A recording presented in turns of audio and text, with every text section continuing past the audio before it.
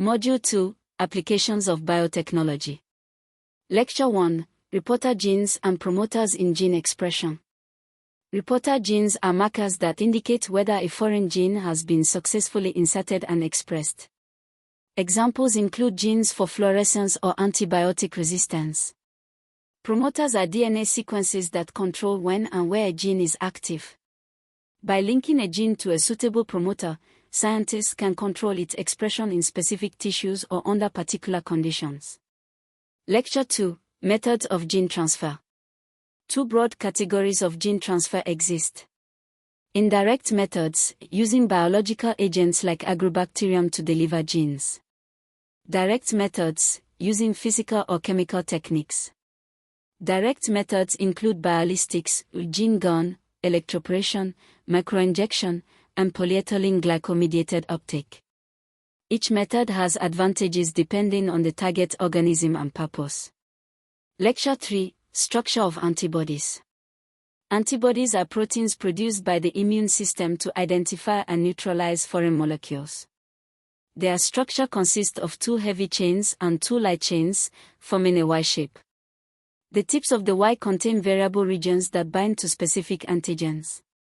Understanding antibody structure is essential for developing diagnostic kits, vaccines, and therapeutic antibodies. Lecture 4, Structure of Antigens and Antibody-Antigen Interaction. An antigen is any molecule capable of stimulating an immune response. Antigens are usually proteins or polysaccharides found on pathogens like bacteria and viruses. When antibodies bind to antigens, they neutralize the threat or mark it for destruction by other immune cells. This specific interaction forms the basis of many biotechnological applications, including immunoassays. Lecture 5, Monoclonal and Polyclonal Antibodies. Polyclonal antibodies are a mixture of antibodies produced by different immune cells in response to the same antigen. They recognize multiple sites on the antigen. Monoclonal antibodies, on the other hand, are identical antibodies produced from a single immune cell clone.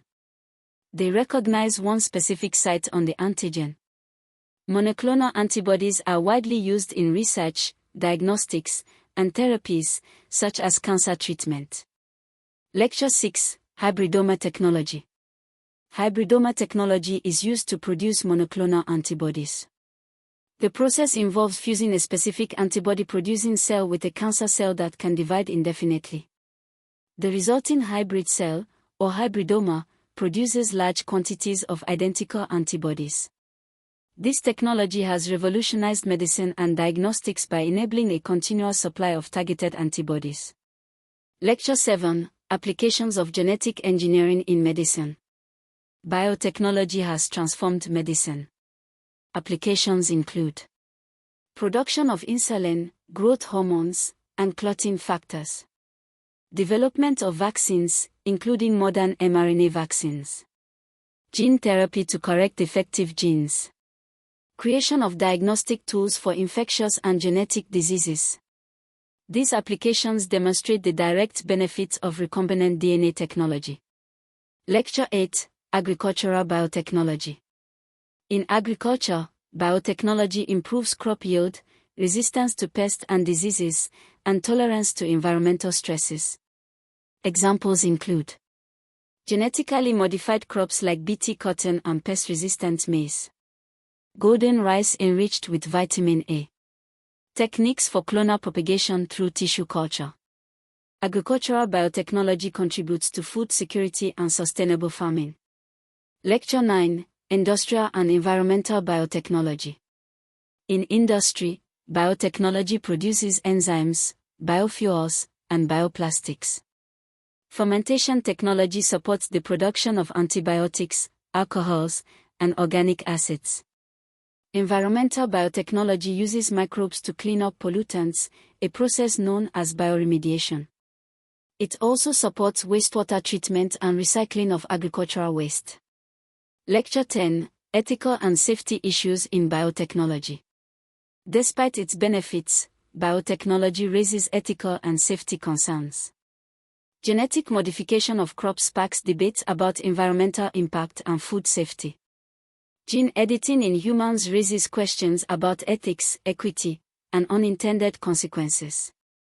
Biosafety regulations and public engagement are crucial for ensuring responsible use of biotechnology. Module 2 Summary.